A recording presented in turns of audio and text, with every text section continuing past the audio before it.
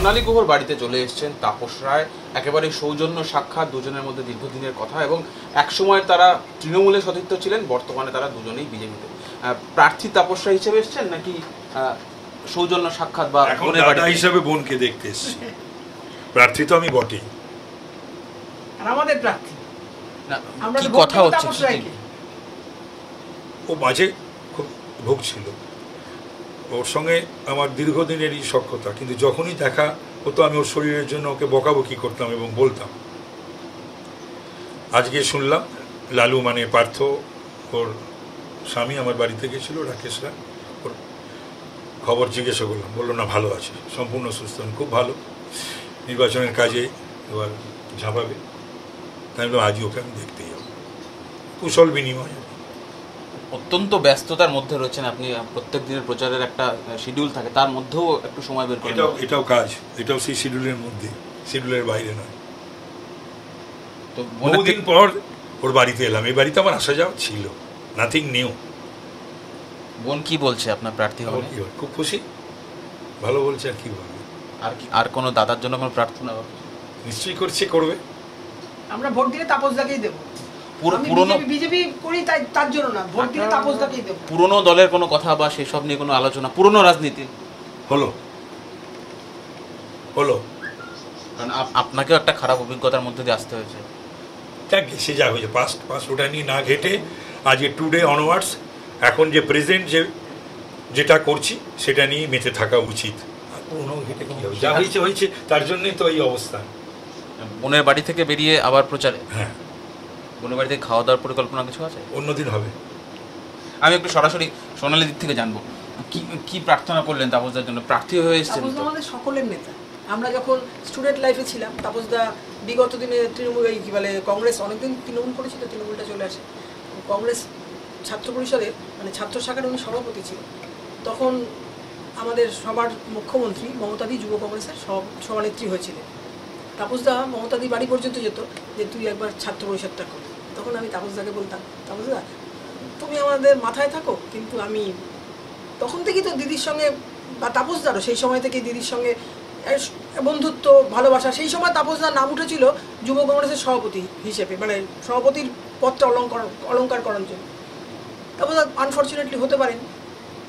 আমি বলতাম হাত জোর করে, তাপসদা তো একা যেত না, সব কলেজের ছেলেদের নিয়ে যেত। আমাদের কলেজে তখন নেতৃত্ব দিত অসীম রঞ্জন ঘোষ, অসীমদাকে সঙ্গে নিয়ে যেত। অসীম তুই বল। তো অসীমদা বলতো চলি আসো না, ছাত্র পরিষদটা সবাই মিলে করি। অসীমদা তুমি এসছো, আমি তো না করতে পারি না, কিন্তু আমি কংগ্রেসের মানে যুব কংগ্রেসটা আমি ছাড়তে পারবো। তখন তাপসদা বলতো তুই জানিস আমি আমার নামও যুব কংগ্রেসে উঠেছিল? আমি জানি। তাপসদাকে হাত জোর করে বলতাম, তাপসদা আমি কিন্তু ছাত্র পরিষদটা করবো। আমি তখন যুব কংগ্রেসের এক্সিকিউটিভ বডির মেম্বার। তখন তাপসদা বললো আচ্ছা ঠিক আছে, তুই যেখানে আছিস সেখানেই ভালো থাক। কিন্তু সেখানেও তো আমাকে ভালো থাকতে দিল না আমাদের সর্বময় নেত্রী আর কি, এখন যিনি বাংলার মুখ্যমন্ত্রী। তিনি চাইতেন সব রেকর্ড তিনিই করবেন। আমাকে কেন টিকিট দেওয়া হলো? আমি শুধু তৃণমূল কংগ্রেসের সব নেতৃত্বের কাছে প্রশ্ন এটা রাখতে চাই। আমার থেকে এই এত বড় বাড়ি মানে এইটুকু বাড়িতে তো আপনারা অনেকবার আসেন। আমার বাড়িতে আপনার আসেন, বসেন, চা খাওয়াতে পারি, আমি চা খাওয়াই, বা তাও আপনারা খান না। তাপসদারা যেমন কেমন দুর্নীতি নেই, আমার দুর্নীতি নেই। শুধু আমি 4 বারের এমএলএ ছিলাম, পরের বার জিতলে আমি 5 বারের এমএলএ হতাম। জ্যোতিবাবু কিন্তু ওখান থেকে 5 বার জিতেছিলেন। মমতাদি চাইলেন না যে জ্যোতিবাবুর রেকর্ডটা আমি ছুঁই, তাই বোধহয় আমাকে টিকিট দিলেন। সেদিন আপনার মনে আছে, আপনাদের আমি প্রচণ্ড কেঁদেছিলাম। কাঁদে মানুষ কখন? আবেগে। আর একটা সম্পর্ক ছিন্ন হয়ে যায়। তাপসদা পুরুষ মানুষ, তাপসদা হয়তো নিজের কান্নাটাকে গোপন করতে পেরেছে, আমি পারি। দিদি আমি একটাই জানতে চাইবো যে দাদা হিসাবে আপনার খোঁজ নিতে এসছেন, শরীর কেমন আছে খোঁজ নিতে এসছেন। যে দলের সঙ্গে আপনার দুজন এতদিন ধরে যুক্ত ছিলেন তারা কেউ খোঁজ নিচ্ছে আপনার শরীরে? না, কেউ খোঁজ নিয়ে তৃণমূলে কেউ খোঁজ নিয়েছে? মুখ্যমন্ত্রী? না, একদম। মুখ্যমন্ত্রী এখানে কবির সুমন বোধহয় ভর্তি ছিলেন মেডিকেল কলেজে, ওনাকে দেখতে আসার মানে ন্যাচারালি যে অসুস্থ থাকবে তাকে তো দেখতে আসবে।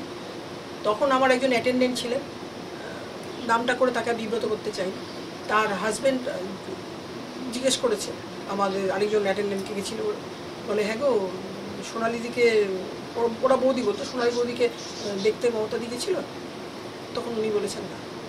কেমন লাগছে তাপস রায় এখন বিজেপির প্রার্থী? না, খুব ভালো লাগছে। আমরা তো তাপসদাকেই ভোট দেবো, তাপসদাকেই ভোট দেবো।